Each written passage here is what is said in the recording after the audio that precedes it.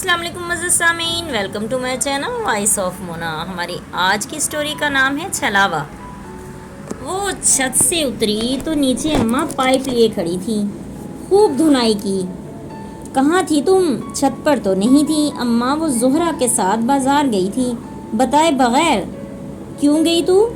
ہڈ حرام، گھر کے اپنے کام تو ہوتے نہیں، موت پڑتی ہے تجھے، دوسروں کے ساتھ آوارہ گردی کرتے تکلیف نہیں ہوتی؟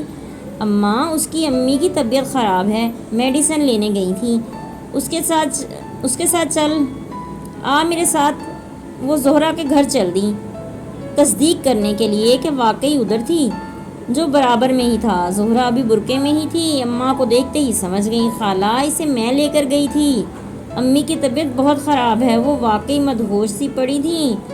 ارے بے وقوف، اسے ہسپتال لے کر جانا بنتا تھا، ایسے دوائی نہیں دیتے۔ وہ رونے لگی۔ رک، میں بلاتی ہوں کسی کو۔ 2 گھر چھوڑ کے رکشے والا تھا، اسے بلایا اور زہرا کی ماں کو امی ہسپتال لے گئیں۔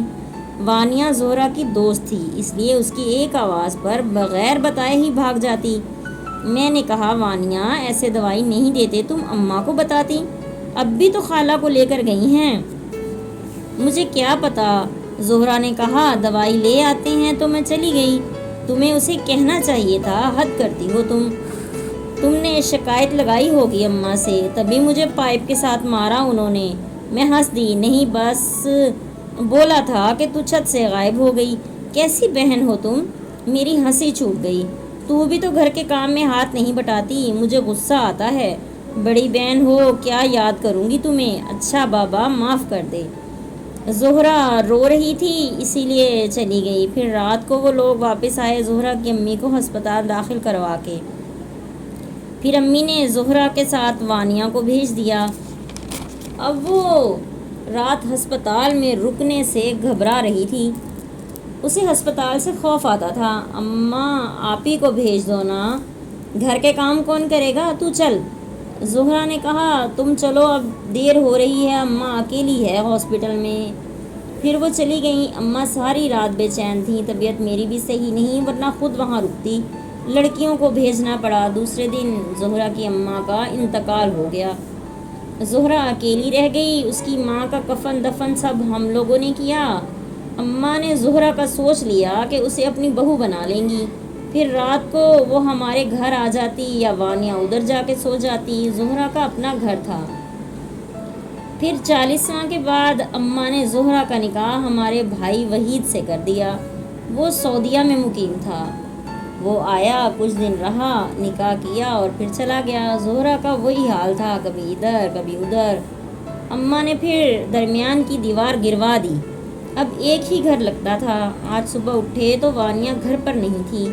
اماں نے آواز دی، تانیہ، وانیا کدھر ہے؟ اماں یہ ادھر ہوگی یا ادھر ہوگی زہرا کے گھر، دیکھ تو ذرا۔ تانیہ گئی تو وانیا ادھر نہیں تھی، اس نے زہرا سے پوچھا تو اس نے بھی لا علمی کا اظہار کیا۔ اب تانیہ ڈر گئی، اماں کو بولا تو کام خراب ہو جائے گا، واپس آ کے کچن میں لگ گئی۔ زہرا کو بول آئی کہ دیکھنا کدھر ہے مہارانی صاحبہ، اب پھر پٹے گی اماں سے اور مجھ سے ناراض ہوگی، 1000 بار بولا ہے کہ بتا کے جایا کر مگر اثر نہیں ہوتا۔ تانیہ کے ہاتھ پاؤں ڈر سے پھول رہے تھے کہ اب کیا ہوگا، مگر وہ غائب تھی زہرا، اور اس نے چھت پر سارا گھر چھان مارا مگر وہ کسی چھلاوے کی طرح غائب تھی۔ ذہن میں 100 خیال آ رہے تھے، زہرا بھی پریشان تھی۔ سب سے پہلا سوال ہی اسی سے ہونا تھا، وہی تو دوست تھی اس کی اور اسی میں گھسی رہتی تھی وہ۔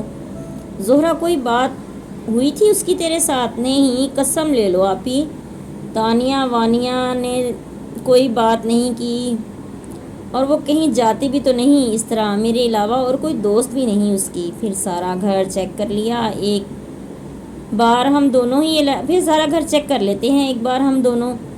پھر ہم دونوں علیحدہ علیحدہ دیکھنے لگیں۔ پھر زہرا کی چیخوں کی ایسی خوفناک آواز آئی کہ ہم سب بھاگے۔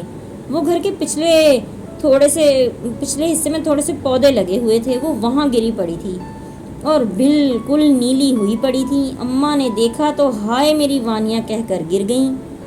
زہرا باہر بھاگی، وہ رکشے والا قسمت سے باہر ہی کھڑا تھا، وہ اندر آ گیا۔ ہم امی اور وانیا کو ہاسپٹل لے گئے، بڑی مشکل سے ہم لوگ وہاں پہنچے۔ میں نے بھائی کو کال کر دی، وہ بیچارہ اتنی دور تھا سعودیہ میں، وہیں بیٹھے نے تایا کے گھر کال کی، وہ لوگ ہم سے کچھ دور تھے، وہ لوگ بھی پیچھے ہاسپٹل آ گئے۔ امی کو تو جلدی ہوش آ گیا، مگر وانیہ کو کسی زہریلی چیز نے کاٹا تھا اور زہر کافی پھیل گیا تھا۔ بھائی کو بتا دیا، وہ واپس آ رہا تھا، امی کی حالت بھی خراب تھی۔ زہرا کا بھی سارا جسم کانپ رہا تھا، میں اکیلی ہی بھاگ دوڑ کر رہی تھی۔ پھر بھائی آ گیا، سب رشتہ دار بھی اکٹھے ہو چکے تھے۔ ڈاکٹروں نے بولا صبح تک کا وقت ہے، اگر صحیح ہو گئی تو ہو گئی، ورنہ پھر اللہ وارث۔ 2 دن سے وہ ہاسپٹل میں اسی کنڈیشن میں پڑی تھی۔ ڈاکٹروں نے بھائی سے ایک انجیکشن منگوا کر اسے لگایا تو اس کے ناخن کچھ تھوڑے سے صحیح ہوئے۔ دوسرے دن صبح وہ کچھ بہتر تھی، لیکن ہوش نہیں آیا تھا۔ زہرا روئے جا رہی تھی۔ امی نے کہا دعا کرو، بھائی نے بھی بولا، اس کے لیے ماں بھی روئے جا رہی تھی اور دعائیں کر رہی تھی۔ وانیہ کسی چھلاوے سے کم نہ تھی، سارے گھر کی رونق تھی، وہ سب سے چھوٹی تھی۔ آج سب کو احساس ہو رہا تھا۔ امی بولے جا رہی تھیں، اب کبھی نہیں کچھ کہوں گی، ایک بار اٹھ جا، ایک بار بات کر لے، مجھے بتا کیا ہوا تیرے ساتھ۔ وہ وہاں ٹوکری پڑی تھی، وہ شاید کچھ لینے گئی تھی، میرا دل ایک دم ڈر گیا، اگر وہاں کچھ زہریلا جانور ہے تو وہ گھر کے اندر بھی جا سکتا ہے۔ میں نے بھائی سے اپنے خدشے کا بولا، ہاں ادھر سے فارغ ہو جائیں، پھر دیکھتے ہیں، ایک مرتبہ وانیہ کو ہوش آ جائے بس، پھر ہی اصل بات کا پتہ چلے گا۔ اس کا جسم اب صحیح ہو رہا تھا، رنگت واپس پلٹ رہی تھی۔ پھر 4 دن بعد اسے ہوش آیا تو اس نے بولا کندھے کے نیچے بہت درد ہے۔ ڈاکٹروں نے دیکھا تو وہ جگہ کالی پڑ چکی تھی، ادھر ہی کسی چیز نے کاٹا تھا۔ کس چیز نے کاٹا تجھے پتہ نہیں، بس سوئی سی چبھی مجھے، پھر مجھے ہوش ہی نہیں رہا۔ ڈاکٹروں نے وہاں سے بلڈ سیمپل لے کر ٹیسٹ کے لیے بھیجے، اسے کسی زہریلے کیڑے نہیں کاٹا تھا، حالت بہت خراب تھی۔ پھر ٹیسٹ رپورٹ آئی تو ڈاکٹر نے مزید کچھ انجیکشن منگوائے۔